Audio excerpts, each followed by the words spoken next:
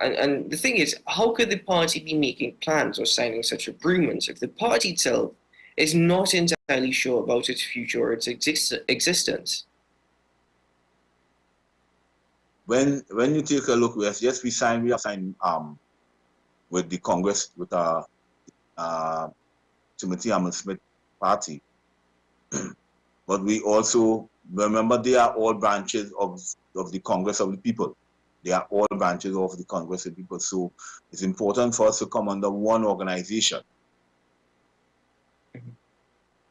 And so let me start getting more into your opinions. You said that you want the public to understand that, in your opinion, the government at this point is not doing any justice at all to the population. Please expand on that. Elaborate as to what you mean by they're not doing justice at all to the population.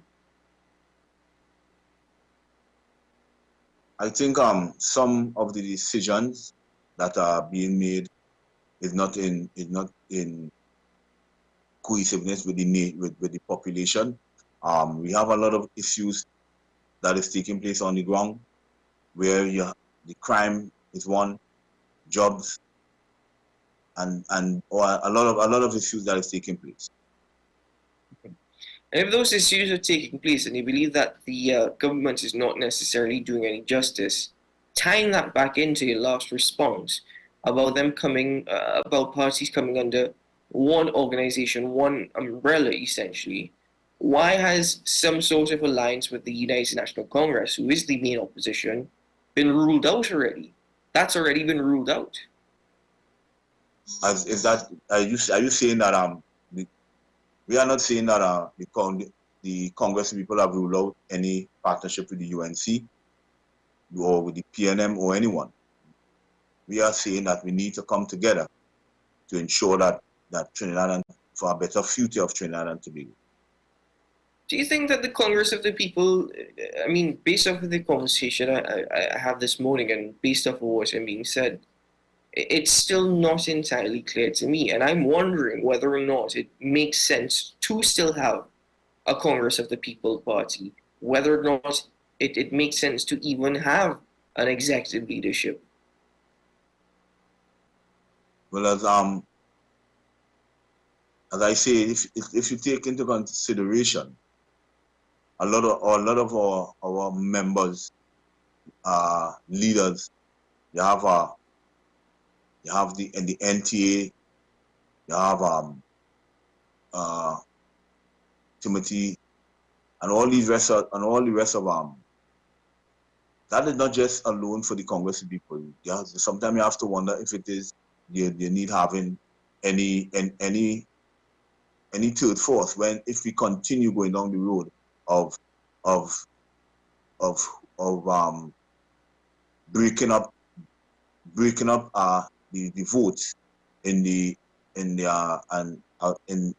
third parties, because that is all I'm seeing at this point in time.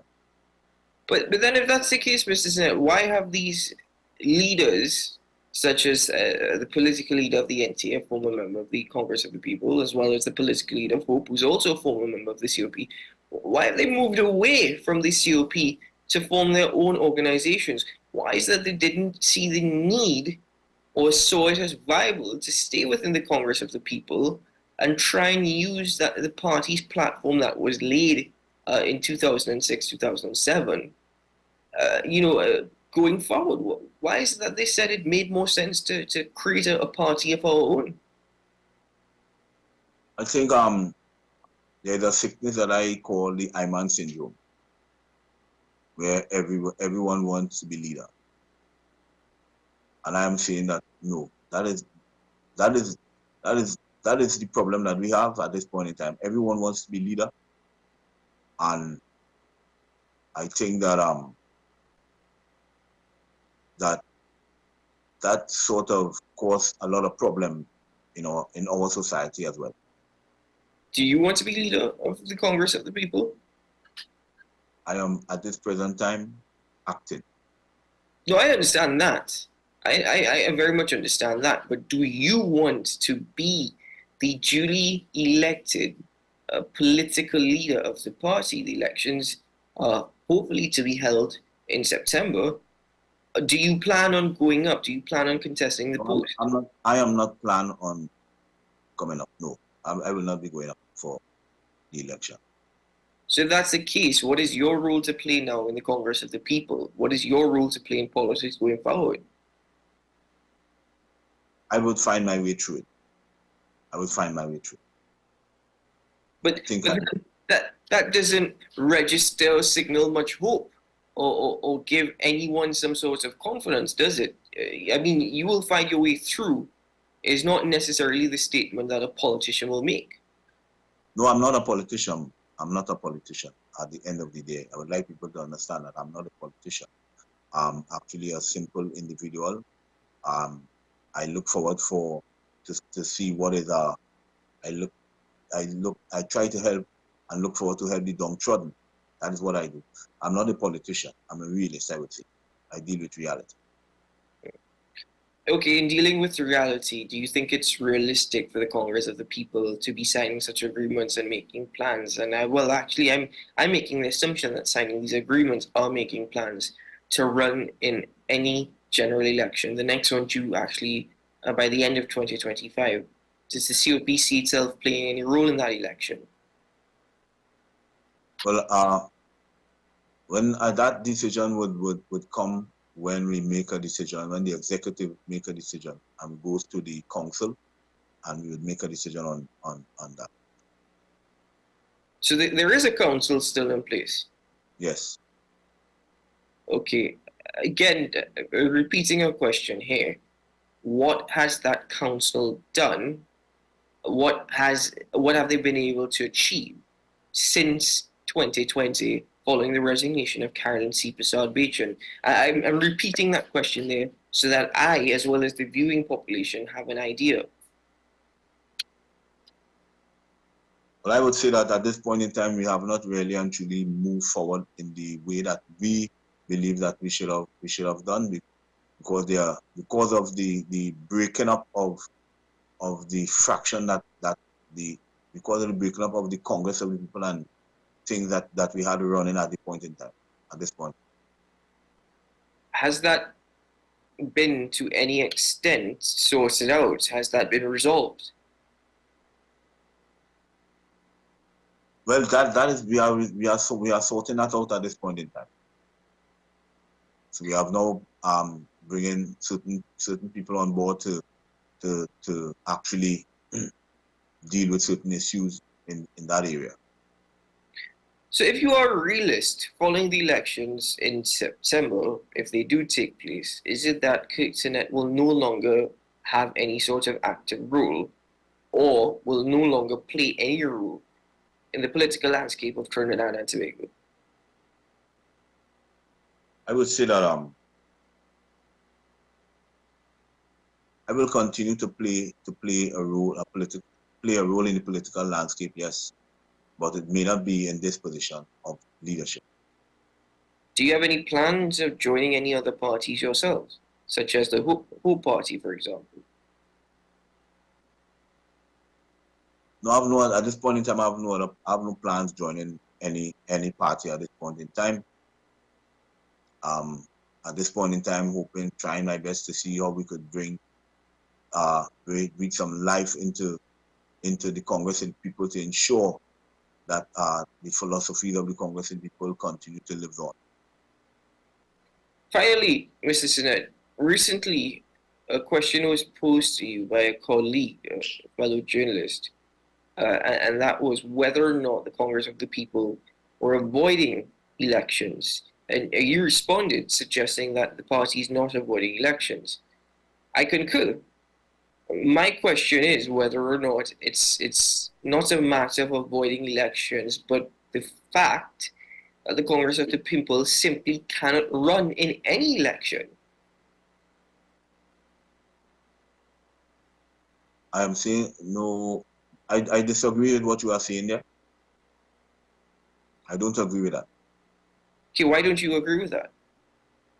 Because when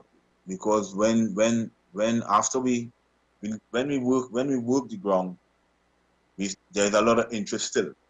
a lot of interest in still in the Congress of the people and their philosophy. What is that philosophy, to be exact? Well, I would say, well, take a look at the Constitution and see what our philosophy, what we believe in. I haven't seen I honestly, I've not seen the Constitution of the Congress of the People. That's why I'm asking you. What does the Constitution say? What does the Constitution present in respect to the philosophy of the party? We believe in equality in going forward. Is that it? No, that's not it. I don't have the information at this point in time before me, so I'll have to get back to you with that.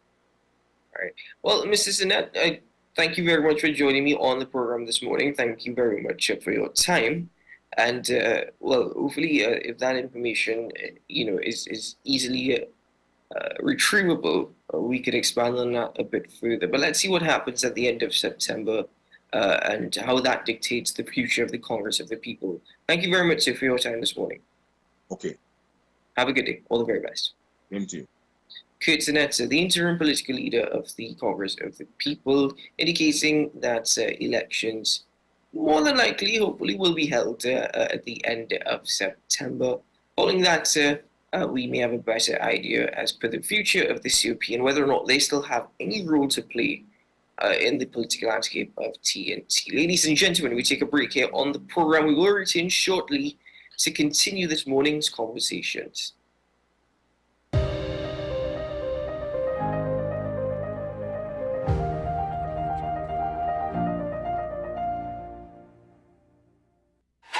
FanZone, your reliable, authentic supplier, has just gotten better. You can now visit our website www.fanzonett.com for your authentic wear and collectibles. The only place where you can use both your Visa debit and credit cards. Visit our website fanzonett.com to make your purchase today.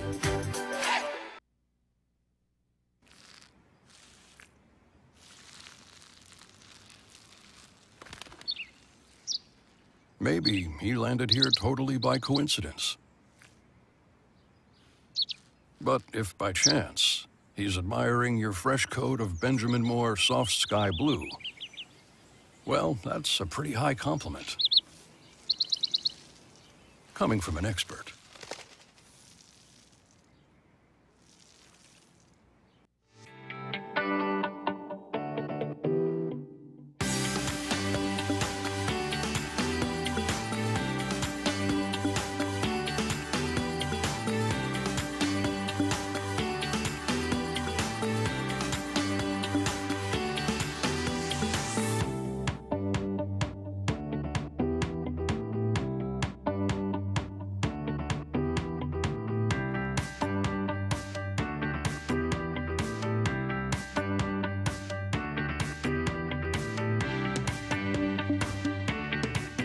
The home of Caribbean content is growing, and we welcome you to be a part of the #1 platform for young personalities who are driven to make a positive impact in society.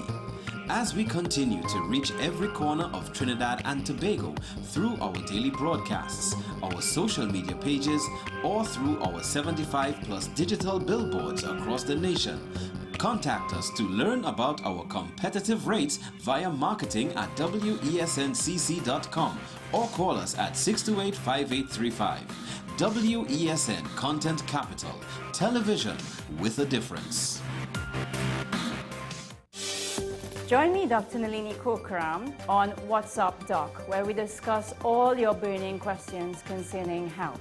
Trinidad and Tobago is among one of the highest risk group of patients that develop this form of genetic breast cancer. What I'd like to take home from a short interview like this, screening. You must screen. Because it's silent. It's silent. Yeah. And because it's silent, you don't know it's there. What's Up Doc, every Tuesday and Thursday on WESN Content Capital. Coming soon to WESN, Pastor J, I want to get a tattoo. You really respond wanna- to me. respond to me you? how you would respond to me. The first question I'll ask is why? Controversial taboo topics. We get so consumed by church, we forget that we have to live the life of being a Christian outside of the Sunday. Like you say, services, yeah. we think going to a service makes us a Christian. Exactly. Yeah. Right. Right. So here we are about to hear the second time Pastor J wanted to take a tattoo. Would have been late last year and early this year. Oh gosh. Hope Unfiltered podcast with Pastor J and Ren. Coming soon to WESN.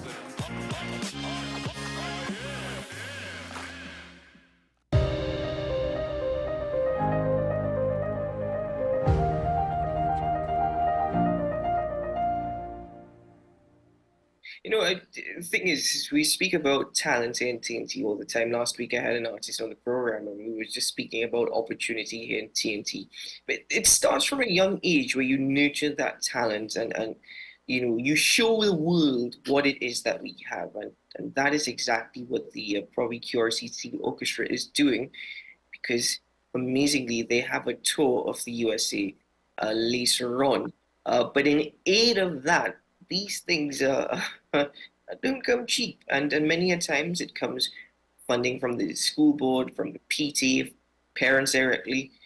But the schools have decided to put together an event in aid of that tour of the USA, and they're referring to it as Jazz at the Seaside. And that alone, by the way, is exciting. That alone, Jazz at the Seaside, just sounds like the perfect way to relax.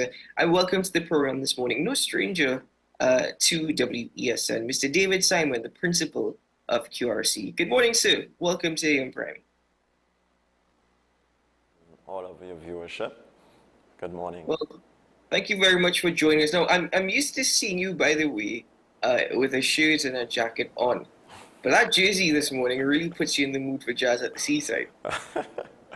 Yes, it does. In fact, this is a signature jersey that we have, which highlights Provi QRC as an organization. It was actually a piece that was created and we sort of used in the school panorama where we placed second this year. Wow, that incredible. And even more incredible things to come. I see that Providence QRCC Orchestra, they're having a tour of the USA. Please tell us a bit more about that, about those plans. Well, in fact, this would be the third tour that our QRC students will be engaging on. In fact, in 2014, we actually won the school's panorama, and that year we toured the US, but it was only the QRC students who made that tour. We made that tour again in 2017, going to the Maryland, Washington area. And of course, we were affected by the pandemic, but this year we decided to restart that particular initiative, and therefore we are going to be touring the Washington, Maryland area as well this year. So Providence is going to be joining us. We are going to be going with a group of 20 individuals, 19 individuals, 12 from Queens Royal College and 7 young ladies from Providence. Now, why is it though that a tour of the USA has actually is the focus? I mean, what's the thinking behind the need to have such a tour? Well, it's multifaceted actually. I must say that it originally started because QRC has a very strong base in the Washington area, and it is the home of the QRC North American Old Boys Association. So our Old Boys Association is international. We have a North American chapter, and the home is in Washington. So in fact, that is what prompted the very first tour through the actions of Mr. Reynald Howard, an individual who played an important role in getting that tour. But in terms of why we do this tour, it's multifaceted. Of course, it's a cultural experience because we are going to be going on a steel band journey. We have all different types of genre of music that we are going to be playing, and We are going to be treating foreigners as well as the West Indian diaspora in these areas to the music that they love. But we also take this opportunity then to get our young people understanding the seriousness of music, understanding where music can take you, that this is not just a pastime, it can be a career. We also take the opportunity while we are there. The last time we visited Howard University, we visit a number of other educational institutions, allowing our students to see the possibilities of studying in North America, moving beyond the boundaries of Trinidad and Tobago. And as a result of that, actually, on the last tour that we went, we had 2 students who visited Howard who actually went on to join Howard University, and they have graduated from Howard University. So the tour is multifaceted when we sit and we look at it. Well, I think it's, first of all, you're absolutely right. To say that the Old Boys Association has a North American arm, that's incredible. That is absolutely incredible. But I like the philosophy, it would seem, not just from this event, but other events that we've actually highlighted here before, that Curacy is hosting, this time, in collaboration with Providence as well. Academics do not necessarily focus just solely on your textbooks and the classroom. It's about nurturing the talents that you have within you as well. Yeah, well, most definitely. I'm glad that you raised that particular point, because it is something that is endorsed by our ministry, the Ministry of Education, because their cultural transformation program is one that highlights national identity, national pride, and we know that in the works there are actions to make our steel pan our national instrument officially. So that is something that is very important. It is something that we take as very integral to the education system. And education is a holistic process. It is something that involves the development of different skills. I think Howard Gardner, the educational theorist, speaks to multiple intelligences, and individuals who are skilled in music, they are carrying a particular talent and a particular skill that ought to be endorsed and emphasized within our educational system. And that is what we are attempting to do at both institutions. Incredible indeed. Now, in aid of such, there are 2 events actually, from what I understand. One taking place on the 22nd of June at the Anchorage in Chaguaramas, Jazz at the Seaside. But there's also Steel and Sunsets taking place in July. We're seeing that on the screen as well. So let's start with Jazz at the Seaside. And what is it that is actually being presented at this event to patrons who will be attending? Well, Jazz at the Seaside is just that. It's not heavy jazz, but it is jazz. Anything that has Vonette Bigford is jazz. We know that she is the biggest name, one of the biggest names in jazz in Trinidad and Tobago. So it takes place at the Anchorage this Saturday from 6 to 9 p.m. And we have on that cast Vonette Bigford, Charmaine Ford, 2 of our top jazz singers, Suzanne Wallace, Roderick Chuck Gordon, all right, who is going to be bringing his own style. Then we have Nathaniel Guerra. Now, it is very interesting that this young man was part of the very first tour that we made to the U.S. And he is on steel pan. He is also a budding arranger. He has been to UTT doing music, so we expect great things from him. And then we have T-Sax on the saxophone, and Matthew Moyes. And therefore, that is the cast that we will be offering. It's a very varied cast with individuals doing different instruments, bringing different skills to it. Tickets can be had at Peter Elias, Long Circular Mall and West Mall, at both schools, Providence Catholic School. And I'm going to give the number, 624-1429. Providence's number is 624-1429. Queens Royal College 622-1671, QRC 622-1671, and Mr. Reynold Howard at 752-4735, 752-4735. And you can also get tickets, as I said, at various locations at the school, Peter Elias, Long Circular Mall. You may wonder what the price of the tickets are, the early bird tickets, and we still have just a few at $300, and we have $350 for regular tickets. So that is our jazz show, Jazz at the Seaside, this Saturday. But I see that Jazz at the Seaside also is honoring some names of which are very much familiar. You mentioned Mr. Reynold Howard, but I'm seeing Leon Smooth Edwards as well as Roy Holman.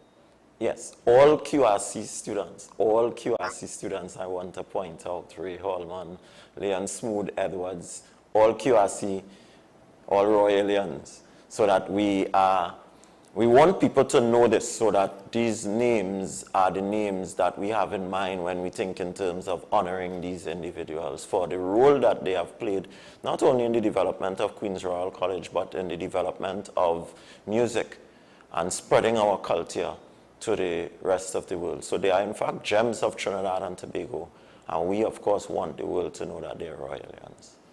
We want them to know that we're proud of them. Based on what you said earlier, maybe one day Nathaniel Guerra will see his name up there as well as one of those. Oh yes, in the future, because this is what programs such as these do. They develop the talent. These young people, when they are able to tour the US, when they go, they see different facilities, they see a different approach to music. Music is not just a hustle. It is a profession. It is something that they can live by if they take it seriously and they approach it in a professional manner. Actually, I very much appreciate the attitude, Mr. Simon, where you're saying that music is not just a hustle, it is a profession. I'm very much appreciative of you stating that explicitly, because that is something that needs not only to be accepted but understood. So that is such a profound statement on your part. But there is another event as well, Steel at Sunset, taking place next month, if I'm not mistaken. To be exact, it's taking place on Saturday, 13th of July. What can we expect from that event? Well, that one is going to be a very interesting event, because this one is where we are going to be showcasing the young talent at Profi QRC. So on the 13th, that's just 4 days before we leave the shores of Trinidad and Tobago, we have a wonderful show planned at Queen's Royal College, the courtyard of QRC. And what is going to happen here is we are going to go through our entire repertoire, where we have a host of different genre of music. You can expect Latin music, soca, you can expect reggae, you can expect dancehall, you can get a little touch of the Afro beats. Our very, very talented arranger, Kimberly Sinclair, she has done up a really nice blend of music, and we're going to have the youths give Trinidad and Tobago a taste of what we are going to be exporting, what we are going to be carrying out to the United States of America. And joining us for the afternoon will be Supernova's Steel Orchestra, another young and vibrant band. As a matter of fact, this is the band that our arranger comes from. She is a member, a vital member of Supernovas. So they will be joining us for a wonderful afternoon on the 13th of July at Queen's Royal College. And tickets are reasonably priced, really. To come to have something like that, it's only going to be $150. And we're also going to give our patrons a little taste of some parang music, because we're going to have the Bishops and QRC parang group. I want to point out again, they are the national champions, so that you recognize that QRC, we take our music very seriously. Our young men were able to team with the wonderful talent from Bishops Anstey High School, and they are the national parang champions. And of course, we finished second with Providence in the school's panorama finals. So you see, the thing is that you're starting Christmas in July. You're going with that theme as well, with some of that parang that's promised. Well, it is, we have so much talent. It is an opportunity to simply highlight. And I want to also point out that this particular show is going to be an annual event. We're going to be putting on this annually, where we allow the orchestra to be able to play. Because you see, after the school's panorama, unless you create your own opportunities, there aren't many established opportunities for the steel orchestras to perform, the school steel orchestras. We want to change that. So we are putting on our own show. This is the start, and then it's going to be an annual event where we are going to, we have some big plans, which I wouldn't let out of the bag, but certainly we do have some plans at QRC and Providence where we are going to be pushing our steel orchestra and looking at involving others. QRC does so much throughout the year. And I sometimes wonder, where does the staff and the PTA get all this time and energy to invest in these events, for the school? I think it's incredible what you all are able to achieve annually. These are, if I'm not mistaken, these are 2 new events as well. Yes, they're two new events. But again, it speaks to the philosophy of Queen's Royal College.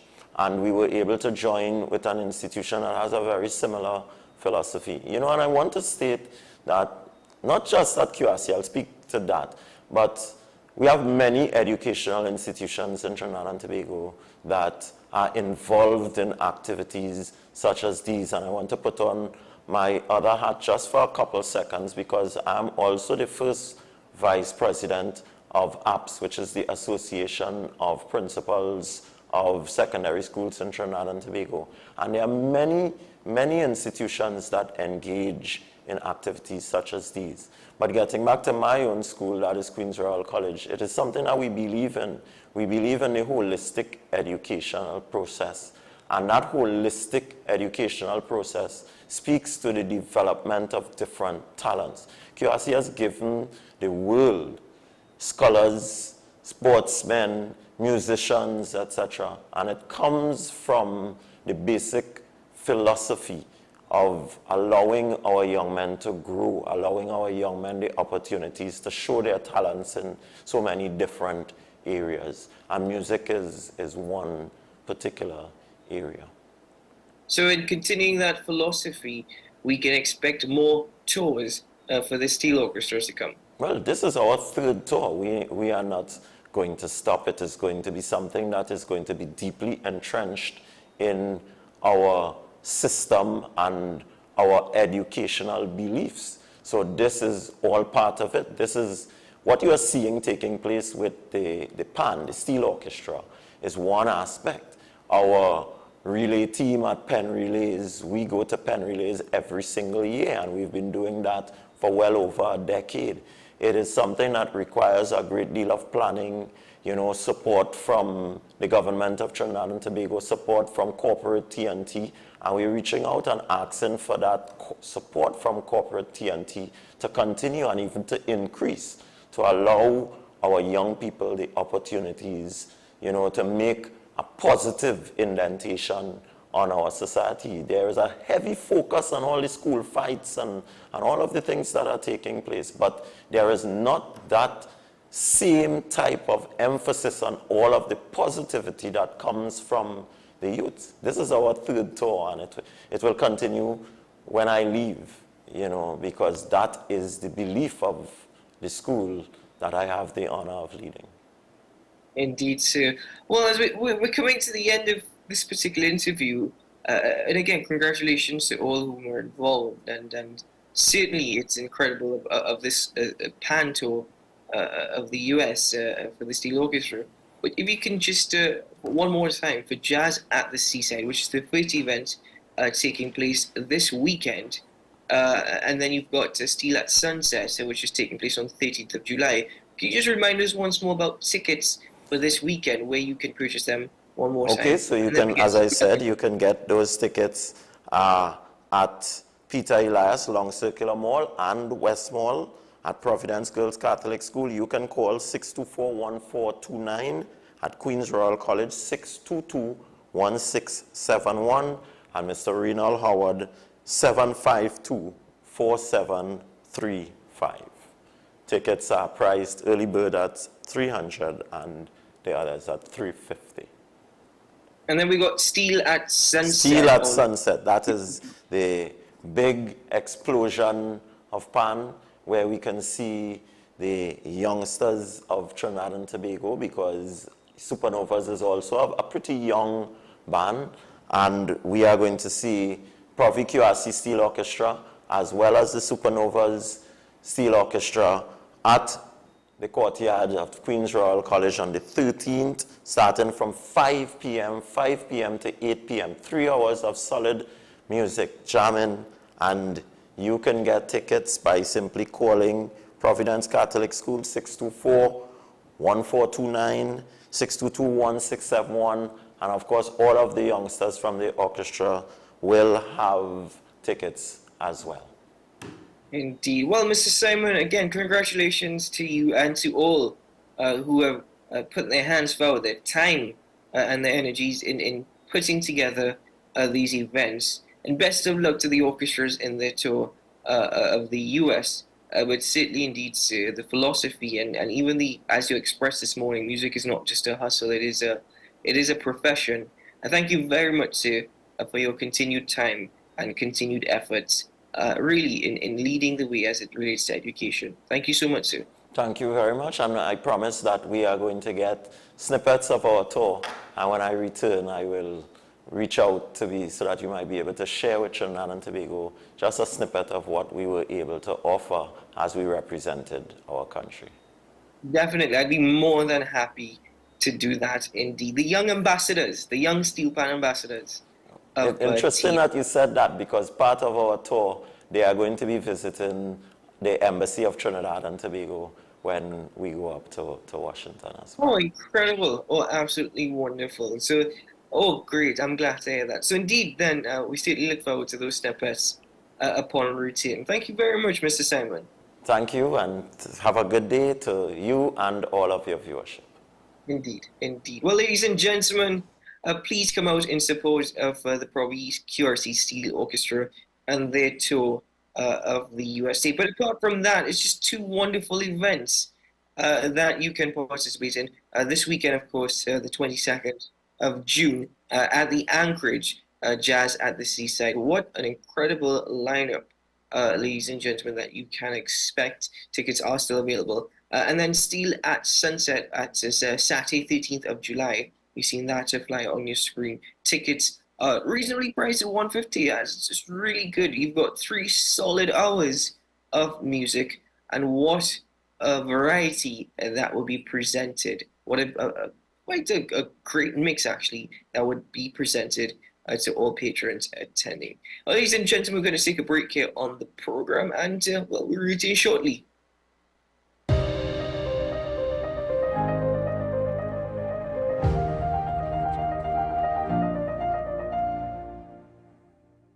This is Face of Sports, WESN Content Capital. How you felt about the kiss on the lip? That's the business. I'm nothing to do with that. I find that was distasteful. The national senior team, whether you like it or not, that is the model for all other teams to follow. I'm assuming that the regional requirement may be a much stricter requirement. This is not about Pro League and Super League. This is a league run by the Normalization Committee that I'm responsible for. Nobody expected FIFA to fund this arrangement. If we don't get a professional attitude towards this, we are doomed for failure. You break the balance, trip the leg, control the body. They ain't gonna stand put forever. Why you want the Chiefs to lose so? Why you want the Chiefs to lose so? They already have 2. Lamar don't Why? have. You're jealous because you know the Chiefs getting closer to the Patriots. Let's go to the last part. No, of the not no. Let's go to the last part.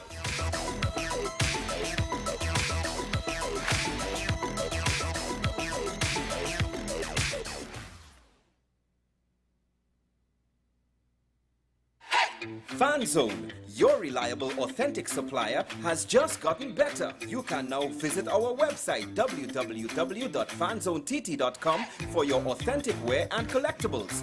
The only place where you can use both your Visa debit and credit cards. Visit our website fanzonett.com to make your purchase today. Take some time for yourself or spend some time with the family at Sandy Point Village Hotel. Enjoy our various studio and suite apartments, self-contained with their own kitchenettes and Wi-Fi. We also have our famous 100-foot swimming pool and our beachfront restaurant, The Steak and Lobster Grill.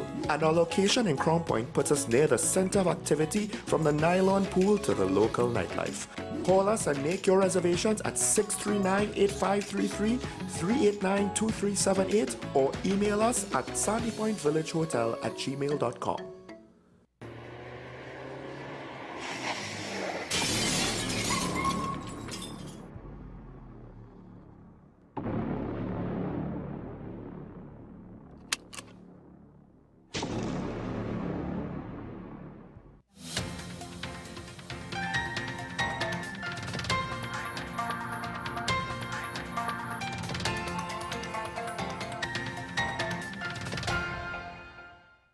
Here is your WESN News on the hour. I am Naomi Macnish. Thanks for joining us. Here are the headlines.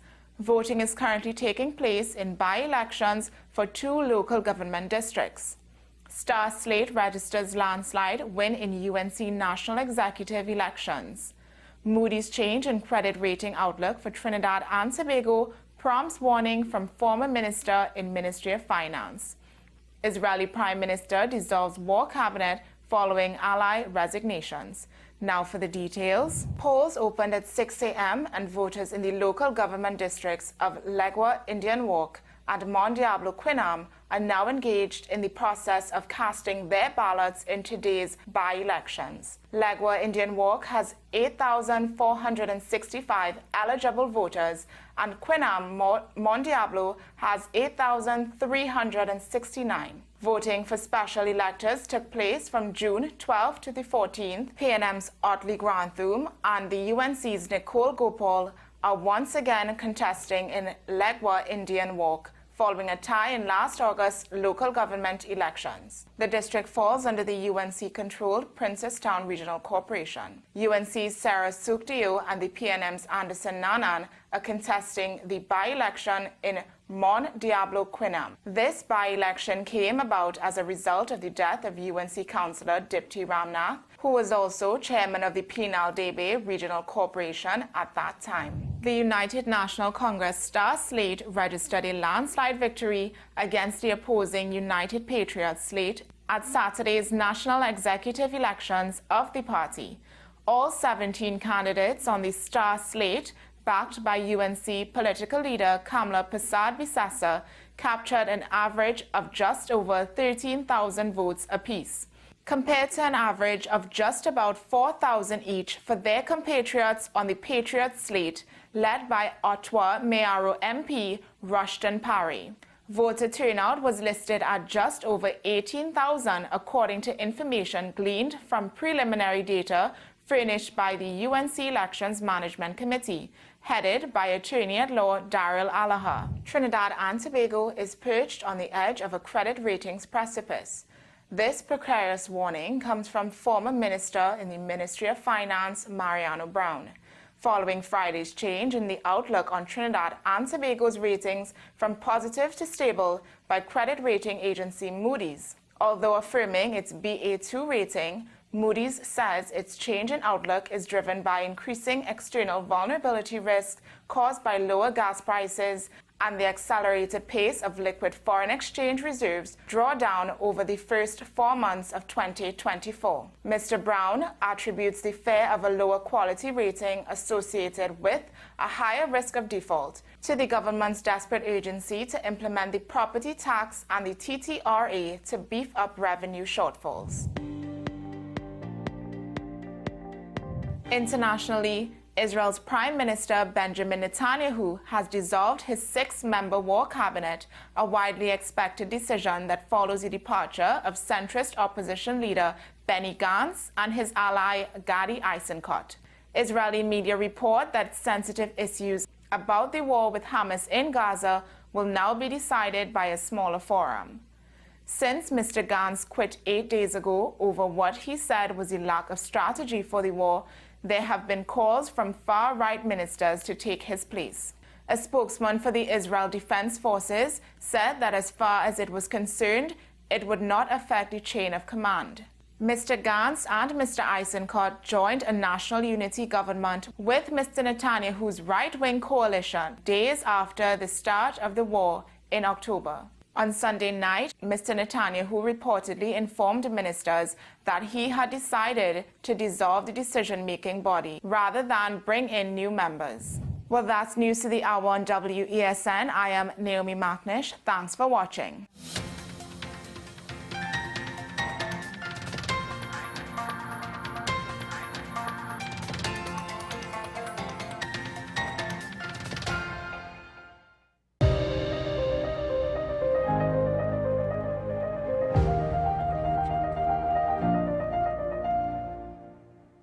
Welcome back to the program, ladies and gentlemen. Thank you very much for being with us this morning as we continue the conversations on the program. Shifting our attention towards crime. And no, I'm not about to present to you a segment where we are venting our frustrations. I'm actually going to present to you a constructive conversation in respect to the issues here in TNT.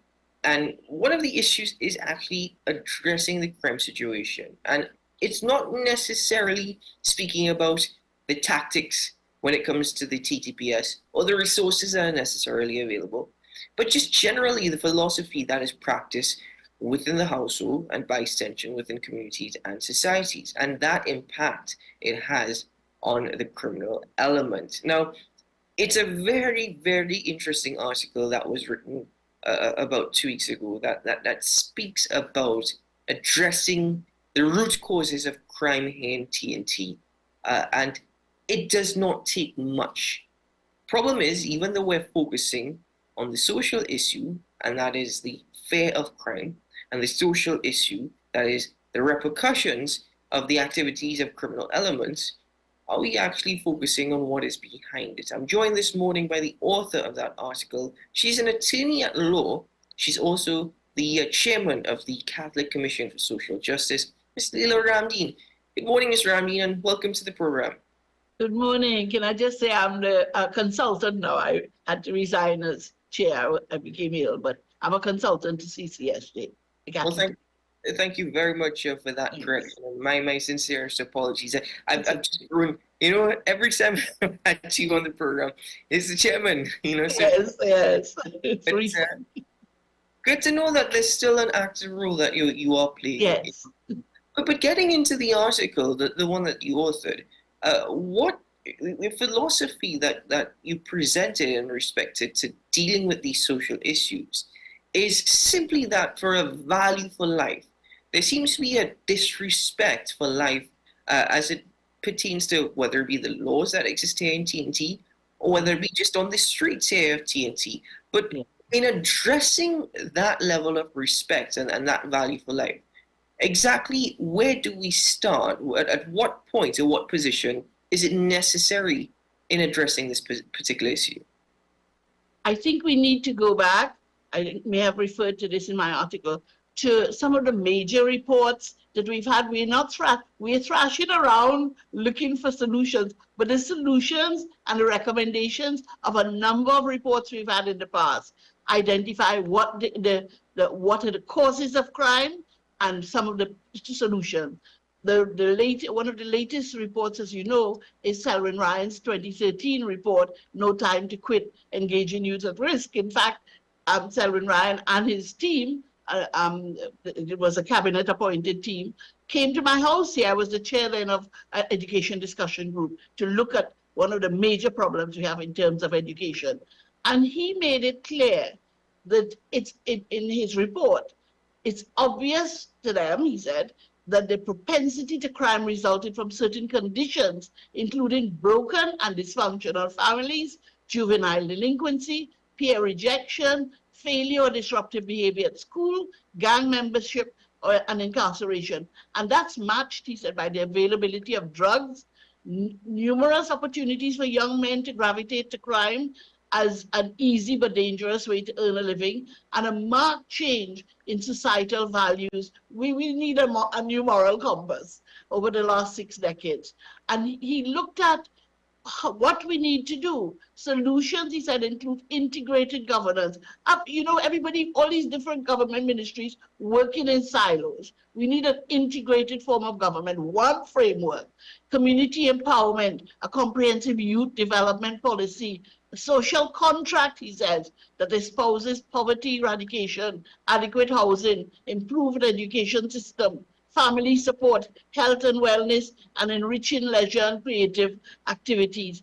You see, what he recommends also is the need for economic equity, differentiated curricula. Our education system, I was a chief inspector of schools in England.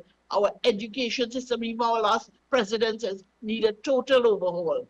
The importance of basic life skills, a holistic development of the individual, and focusing on educational reform and looking at more imaginative ways in terms of education. We have, he said, to reclaim the lives of our young men and women. Do you know in Trinidad and Tobago, as you may know, is now the 6th, we're now on the world of statistics, the 6th most criminal country in the world, and also in the World Population Review. We come after Venezuela, Papua New Guinea, South Africa, Afghanistan, Honduras, and Trinidad and Tobago. We higher than Guyana and Jamaica. Imagine that. Now remember, we have to look at why we've come down this road. Way back in 2007, our former Chief Justice, Roger Hamel-Smith, made it clear, and it's a quotation I often use. Crime, he said, flourishes when the environment makes it conducive for persons to behave in a certain way. And why are they behaving in that way? Because even the Prime Minister, we've had the recent, last year, April, the symposium on crime as a public health issue. Yes. And in his opening statement, Prime Minister Rowley, it's very interesting what he said. He said, our presence here is admission that crime and violence are now a major part of the plethora of problems that the Caribbean face. If there's one aspect that we may all be guilty of, he says, is that the problem of criminality and violence was not dealt with sufficiently in a much earlier time frame in homes, schools, prisons, courts, and in Parliament. But he said, as he said, there's been a creeping normalcy. Do you know that concept is very important to reflect on? What has it done to our psyche? Every day the news brings us in our homes, another person dead. Look, this woman yesterday, the bandits rang her, they want 120,000 extortion money. That's the creeping normalcy. But Ms. Paulina, sorry, let me interject. Yes. It doesn't seem to be a creeping normalcy any longer. It just seems to be normalcy. It just seems to be. Yes, that's what I said. We have accepted it. We're not rioting. Nobody's doing anything. We're not burning tires, or not that we should be doing that. But he said we should have checked very early. And he said morals and values are now considered flexible. So when we have lost that moral compass, anything goes.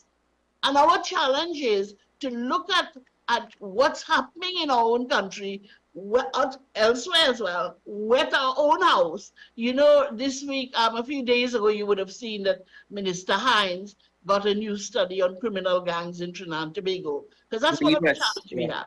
Yeah, and Ambassador Bond expressed optimism that this study will illuminate the root causes of gang activities in Trinidad and Tobago. We know what those root causes are. We know that, in fact, there is as one writer said, while there is not a direct cause and effect relationship between poverty and crime, the conditions arising out of poverty combine to create high-risk population who are overrepresented in the criminal justice system. Poverty and inequality provide fruitful soil for the growth of criminality. And look at our own police service has identified some reasons why children are joining gangs. They get recognition, acceptance, for power, money, a substitute family, respect, security, and protection.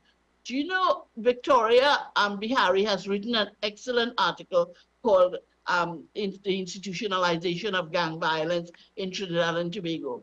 And she's rightly said that it's likely that the protection provided by the gangs has appealed to the vulnerable members of society, such as women and youth. And of course, those who are desperate for money have become induced into gangs for employment and financial stability. What is interesting is that she's saying also that, well, not only her, Dr. Randy C. Prasad, the criminologist, he has said, and what's his name, Bruzan from the Express. Randy said, women, there's a rise in the number of women joining gangs. And in fact, there's a danger that some of these gangs will be mainly women. That's worrying. And it shows really the evolution of the nature and the composition of these gangs. With the 100, that fellow, what's his name, Bruzan, Alexander Bruzan from the Express, he wrote an article saying that, you know, there are 140 gangs in Trinidad and Tobago, 108 major ones and lots of minor gangs. And they always, they're in our schools, and many of the children in our schools, youngsters, are being recruited in schools. Is this one of the reasons why we have so much violence too? This is exactly the thing, Ms. Ramli. What you've stated this morning is so fundamental to understanding the issue. For example, report after report after report. We are very much aware of the issues. We are very much aware of the root causes.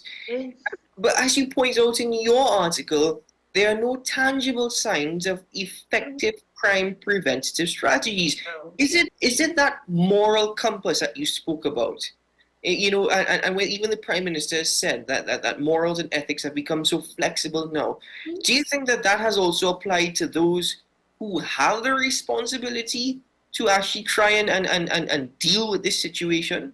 Yes, we're just thrashing around, and it seems as though there is no integrated governance. You cannot leave. For 4 years, I sat on the Police Service Commission. It was a pain. I had just come back after 33 years in England. That was such a pain. I don't know if you've read the article by, well, it's an old article, Selwyn Ryan, after he reported on youth at risk, Anatomy of the Youth at Risk study. Do you know what he said? He said some of the informants during their stakeholder meetings and in his meetings to produce that report, some of the informants alleged that cops control turf directly or indirectly, rent guns, contribute hugely to some of the gang wars about which we read. Indeed, he said many things were said about the relationship between some members of the TTPS at all levels and the drug lords, which we chose not to publicly record, he said. What was clear, however, was that trust was a scarce commodity in communities. If you in a community and you know that some of the police involved with these drug laws, they say, see something, say something, they aren't saying anything because they've lost trust. They're afraid that, you know, the very police who are there to protect themselves with pride, would be part of the problem. So I think looking at, remember that they produced a declaration in April when they had the CARICOM symposium. They were supposed to produce an action plan too. The declaration is very laudable, wonderful things in it.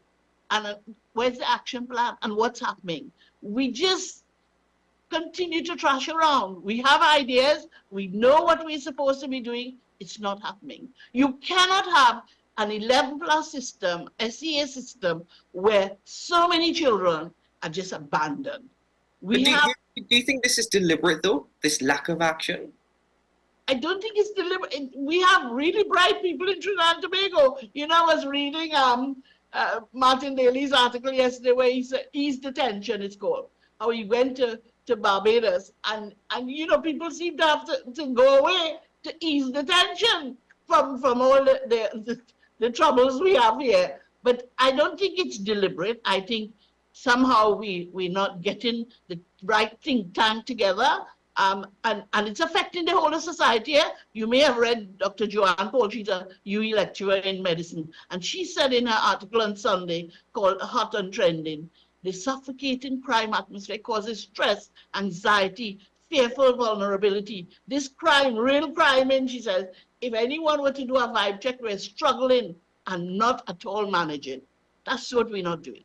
We need to manage because we have a list of recommendations, a list of solutions.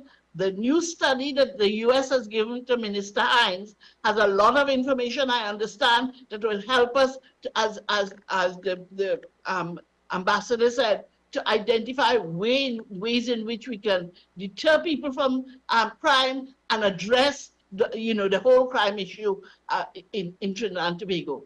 How I hope we're going to be, they work in the US embassies working with us in terms of research and policy development. We have 1,000,001 policy. Our challenge is implementation, monitoring and evaluating. Once you start implementing, how do we know if it's effective or not? Well, it goes back to the point that you made earlier, which is that we have so many ministries working in silos that there doesn't seem to be one direction or one plan going forward. Yes. But listen, we know also, you remember the 2012 UNDP report entitled Caribbean Human Development and the Shift to Better Security, Citizen Security.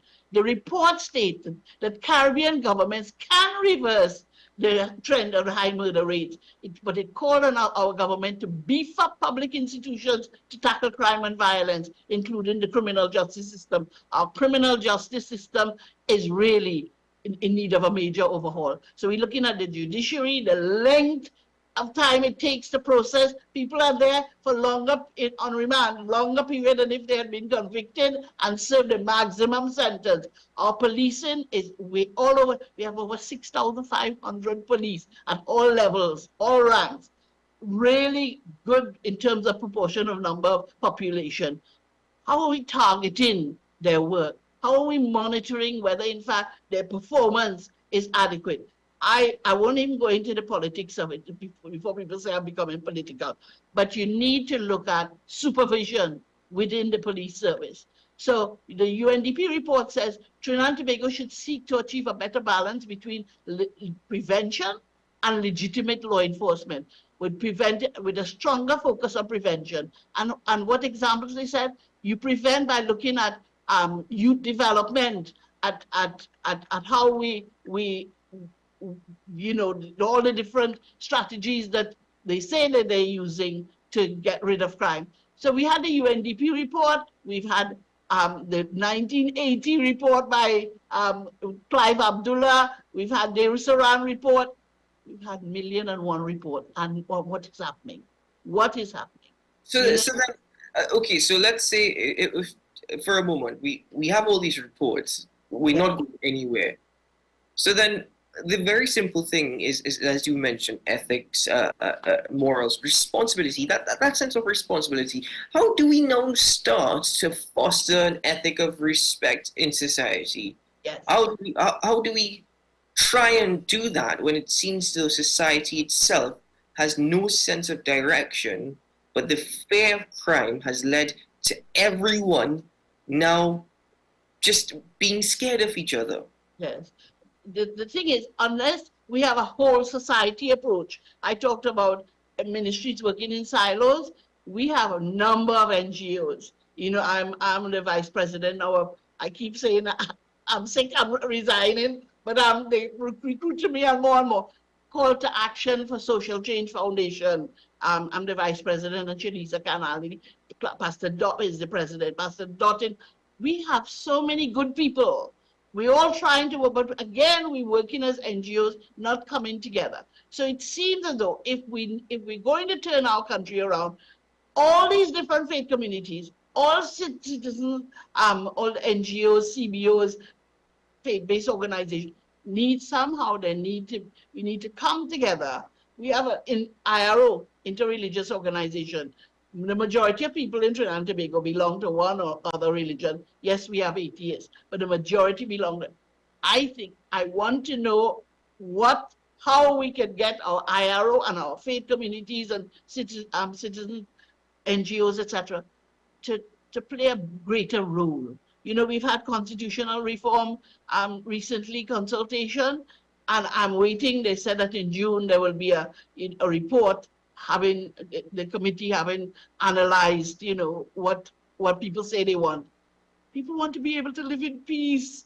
They want to be able to have basic amenities. That's what we're going to have to look at.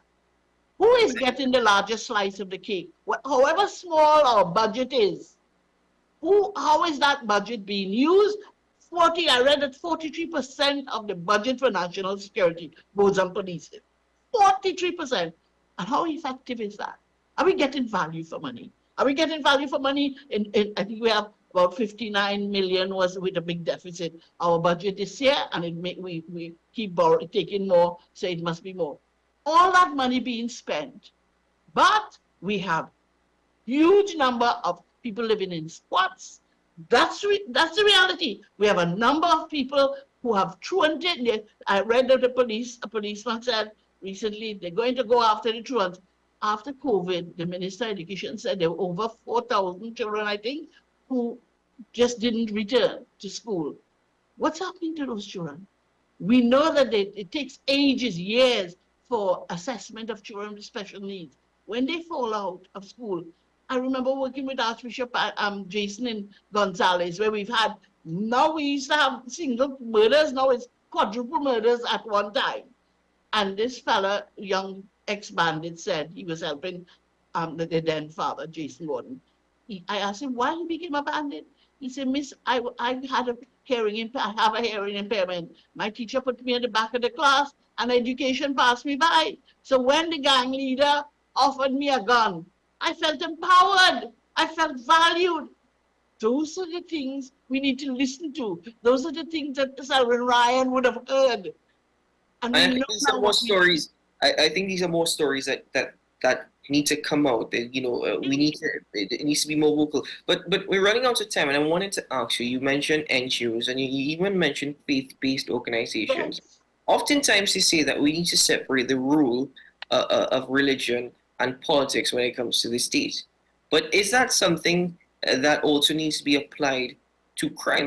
Or do you think that religion has an integral role to play in addressing the root causes of crime? Absolutely. There is the issue of the separation of church and state. But and it shouldn't only be church, but there are mosques and gurdwaras and, you cannot, we are citizens. Whatever religion we belong to or no religion at all, we are citizens of this beloved country called Trinidad and Tobago. And if there are problems, we cannot hide our heads in the sand and say nothing to do with me. Now, I saw that AmCham, the chamber recently, as Al Martin Daly said, got some guts and said, look, the government has a main role in solving crime, which is true.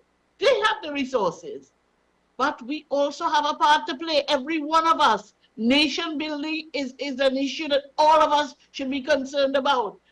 So one of the things that you notice when Dr. Rowley went to America and met the CIA and FBI, and they made it clear that Trinidad and Tobago is attracting elements of international organized crime. So he said they're liking us. Some of these people we have been discovering, he said, certain criminals are liking us, and these are not small timers. So the big timers are coming. We have porous borders. These poor black fellas, where they getting the guns? They can't afford the kind of weapons we saw in Christmas list when he went around and met those guys. Did you see the kind of weapons they have? What are we doing to make sure those guns don't get in here?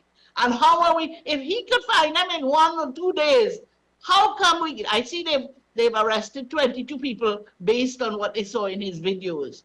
What will happen to those people? They will get bail. I'm not saying lock them up all the time. But the process of going through the courts, the wheels of justice here grind too slowly. It will take years. And so we need to look at that. How are we going to speed up the process? Policing, judiciary, prison service, revolving. Remember Daniel Khan's report on the prison service? He said 70%, 74% return to prison within 3 to 5 years. We don't know. Rehabilitation is a critical aspect of getting rid of crime and violence. No rehab. And not only rehabilitating prisoners, but rehabilitating hotspots, rehabilitating every individual in those hotspots. You can't rehabilitate if they don't have basic necessities for life. Everybody deserves human right, basic necessity, and we don't have that. So we're spinning top in mud. if we're talking about crime programs without looking at the underpinning of the dignity of the human person that we're ignoring and denying their rights. They will, that book, The Grapes of Wrath by Steinbeck, when the rich are too rich and the poor are too poor, there are ways. And that is what's happening. There are ways. Well, Mr. Amplia, I think that is perhaps the most suitable way to really conclude the conversation, because it's that statement in itself, the conclusion is just a synopsis, really, of what this entire conversation has been about. I want to thank you very much, not only for authoring the article, but very much so for your time this morning and for being present on AM Prime to have this discussion and to shed light. We always think about the root causes of crime, with the guns on the streets and whatnot, but it goes deeper than just that. So I'm thanking you very much for your time this morning. Thank you. Thanks a lot for having me. You have a great day. All the very best. Right. You see, I presented Mr. Ramdeen as the chairman, but she's involved in so many boards and so many NGOs that I think I'm just going to leave it at NGO extraordinaire. I think we'll just leave it at Ms. Ramdeen laughing. But ladies and gentlemen, that's it for AM Prime this morning. And I want to thank all my guests for attending and for participating in the program. And of course, thank you, the viewer, for always joining me on AM Prime. We hope that you learned something. We hope it at least stimulated your mind a bit, where you have a greater insight and even creating your opinion on the situation here in TNT. But in going forward, we all have a role to play. It depends on what role you choose to play, though. And that is something, ladies and gentlemen, that you're going to have to decide. I'm Keaton Shaw. This has been AM Prime on WESN. And I'll see you again very soon. Keep well. Bye-bye.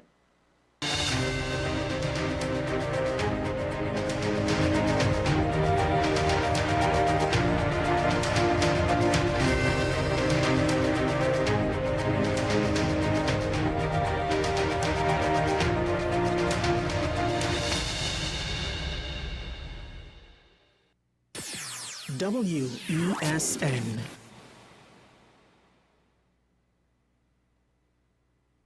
The home of Caribbean content is growing, and we welcome you to be a part of the #1 platform for young personalities who are driven to make a positive impact in society. As we continue to reach every corner of Trinidad and Tobago through our daily broadcasts, our social media pages, or through our 75+ digital billboards across the nation, contact us to learn about our competitive rates via marketing at wesncc.com or call us at 628-5835. WESN Content Capital, television with a difference.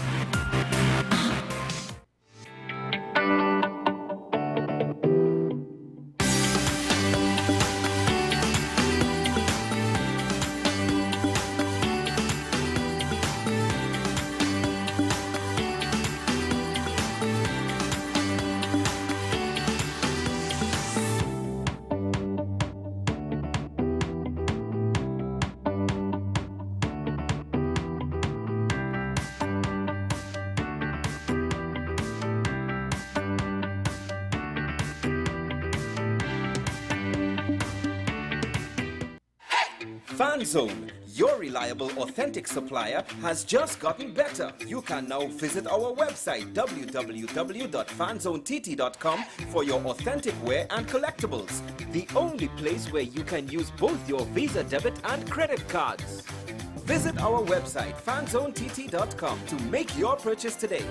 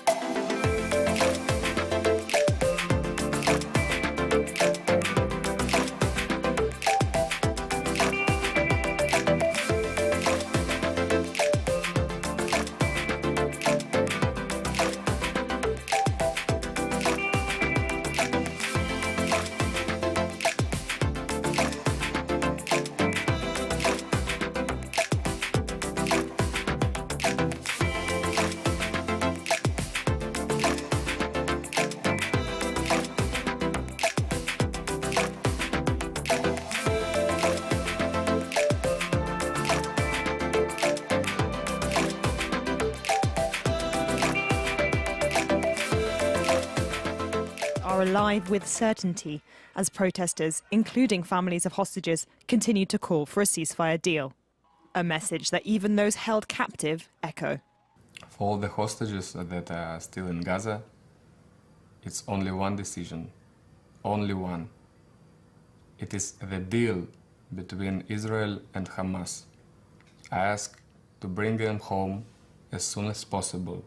Israel, world, Hamas, I ask you to make a deal as soon as possible. At least 11 people are confirmed to have died now, and more than 60 are still missing, including 26 children, following 2 migrant shipwrecks off of Italy's southern shores.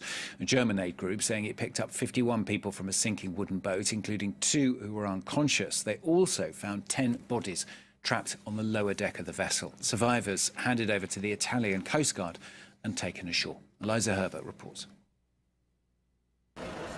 At a port in Calabria, survivors make dry land. Hours after their boat carrying migrants believed to be from Iran, Syria and Iraq was shipwrecked some 200 kilometres off the Italian coast. 11 people were rescued, at least 1 person died, and dozens were still missing at sea. The survivors received medical treatment after being retrieved by the Italian Coast Guard when their boat was spotted by a French ship that issued a mayday call. That same day, another shipwreck rocked southern Italy. The second was announced by German aid group Rescue Ship on social media, saying it had picked up 51 people from a sinking wooden boat. 2 people were unconscious and at least 10 died on the scene. The unconscious are currently receiving medical attention and await a critically needed emergency evacuation. The 10 dead are in the flooded lower deck of the boat. Our thoughts are with their families. We are angry and sad. The 2 were later evacuated and the boat towed to shore.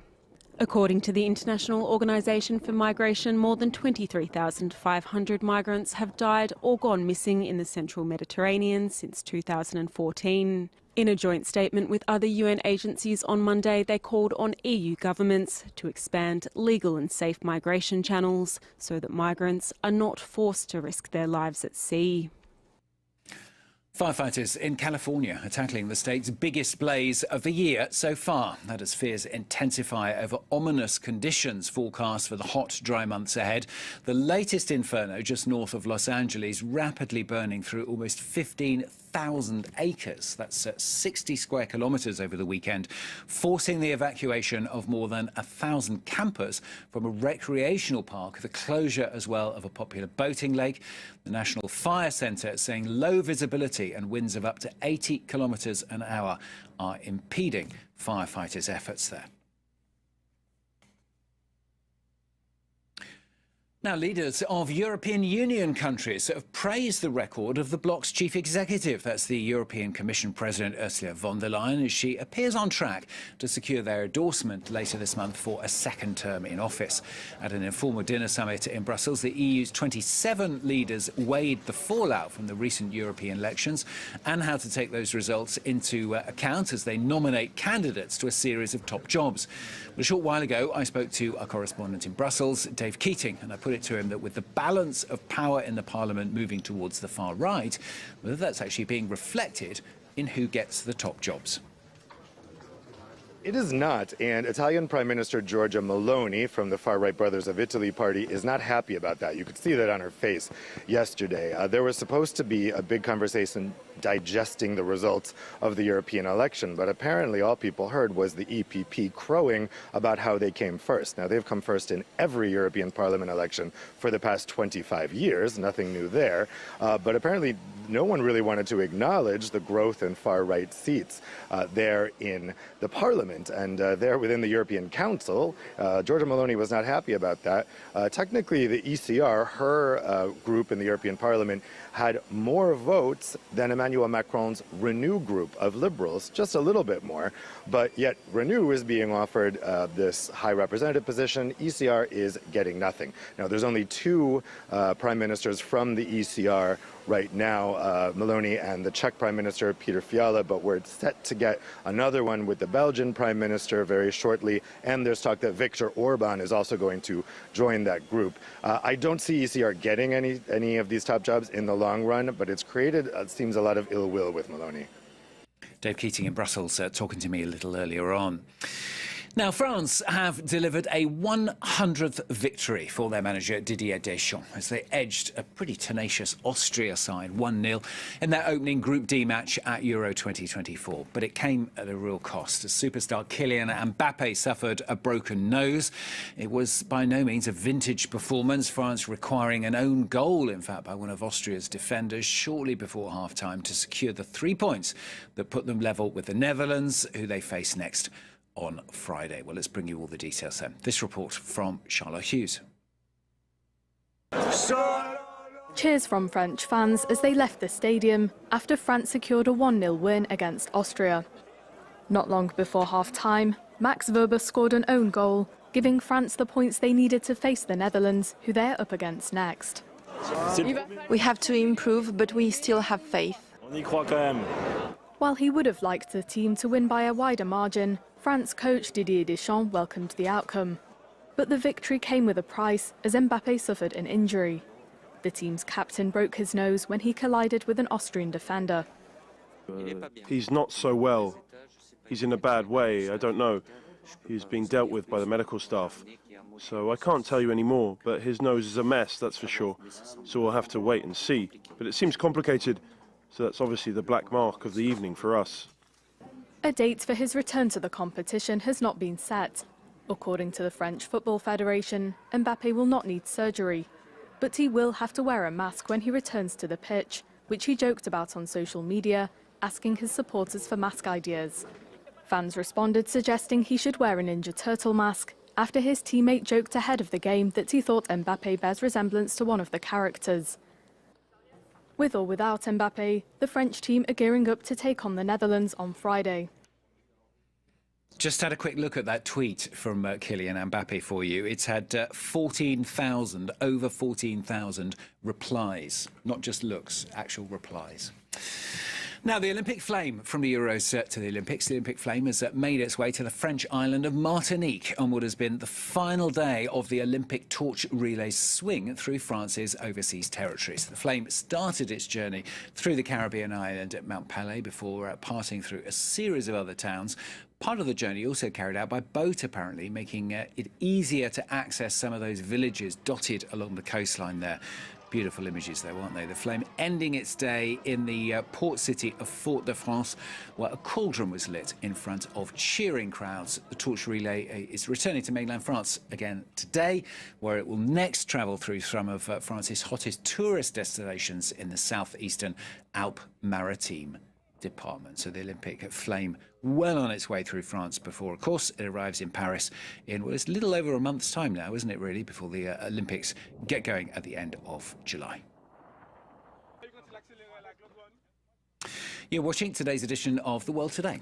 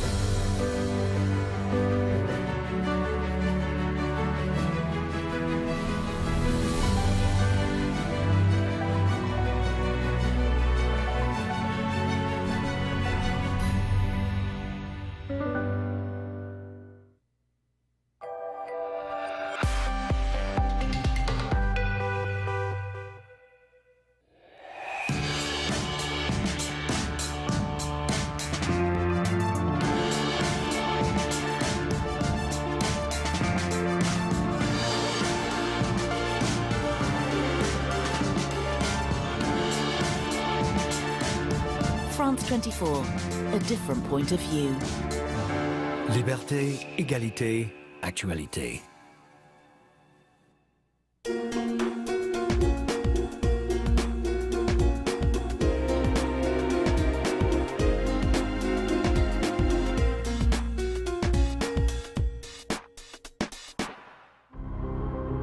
They left a mark on the history of sports and won the hearts of French people.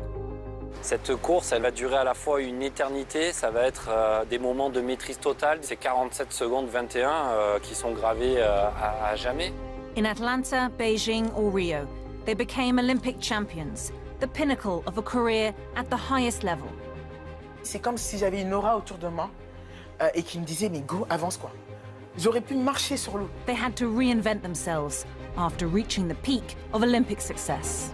Je sens plus mes pieds sur le sol. Enfin, j'ai l'impression de voler, quoi. Here's the story of 3 gold medalists.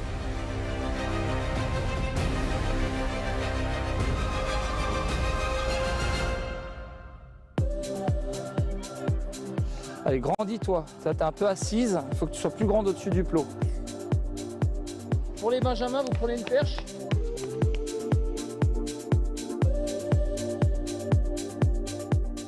D'une famille sportive, mon père était escrimeur, il était en équipe de France, il faisait de l'épée. Et ma mère était gymnaste, était aussi en équipe de France d'ailleurs. On devait faire du sport, après pas forcément de la compétition. Moi ça a été mon salut depuis tout petit et c'était une façon d'exister, quoi.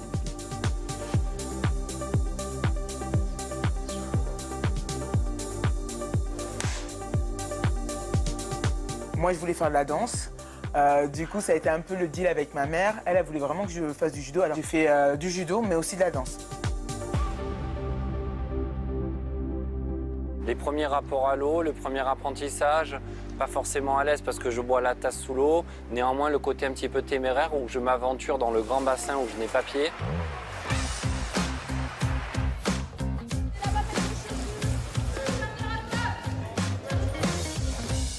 C'était vraiment d'être avec mes amis. Je passais plus mon temps à discuter qu'à faire la pratique en elle-même. Bon, mon entraîneur me disait « Allez, Émilie, on y va, on fait les combats. Si t'es là, c'est quand même pour faire un peu de judo. » Je me disais pas « Oui, je vais faire du judo à haut niveau, je vais devenir championne olympique. » Non, mais c'était tellement à des années-lumière. J'étais un adolescent qui n'avait pas confiance en moi. Je mesurais une tête de plus que mes copains. J'étais tout grand, tout maigre. Donc, c'était assez difficile de m'assumer. Et pourtant, je dis souvent en rigolant que j'ai choisi un sport où on est à moitié nu finalement.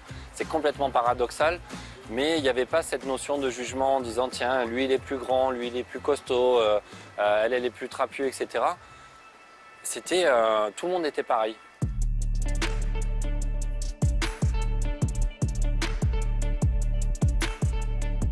J'étais bourré de rêves. Mais je rêvais d'être gagné le Tour de France, d'être gagné la Coupe du Monde de foot.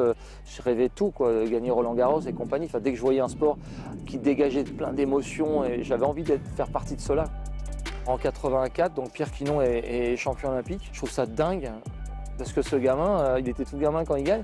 Il me donnait l'impression que c'était possible en réalité. Si lui il l'avait fait, et on pouvait tous y croire.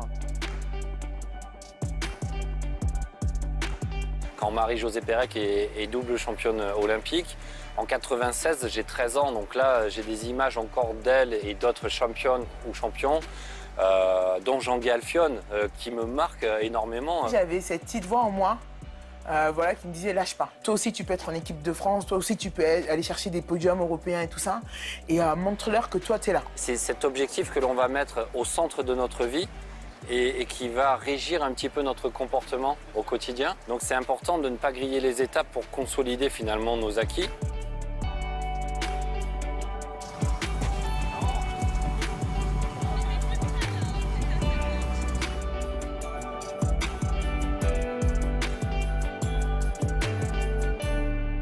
En 92, je me qualifie pour les JO à Barcelone.